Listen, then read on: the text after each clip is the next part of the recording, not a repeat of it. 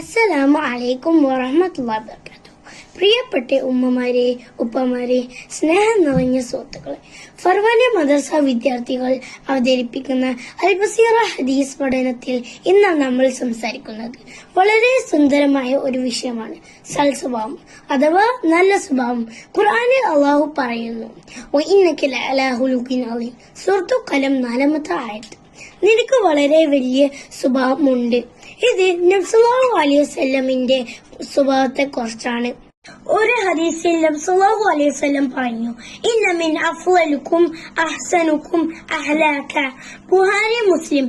നിങ്ങളിൽ ഏറ്റവും നല്ലവൻ നിങ്ങളിൽ ഏറ്റവും നല്ല സ്വഭാവമുള്ളവനാണ്. പ്രിയമുള്ളവരെ, സൽസ്വഭാവം എന്താണ് നോക്കാം. 1. എല്ലാവരോടും സ്നേഹത്തിൽ സംസാരിക്കുക. 2. കോപത്തെ അടക്കി നിർത്തുക. 3. മുതിർന്നവരെ റെസ്പെക്ട് ചെയ്യുക, ചെറിയവരെ സ്നേഹിക്കുക. 4. നല്ല പ്രവർത്തനങ്ങൾ ചെയ്യാൻ ശ്രമിക്കുക. നബി സല്ലല്ലാഹു അലൈഹി വസല്ലം നമ്മെ പഠിപ്പിക്കുന്നു, സ്നേഹം, കരുണ, സഹനം എല്ലാം സൽസ്വഭാവത്തിന്റെ ഭാഗമാണ്. നല്ല സ്വഭാവമുള്ളവരെ എല്ലാവരും ഇഷ്ടപ്പെടും. സ്വർഗത്തിലെ അവരുടെ സ്ഥാനം ഉയരും.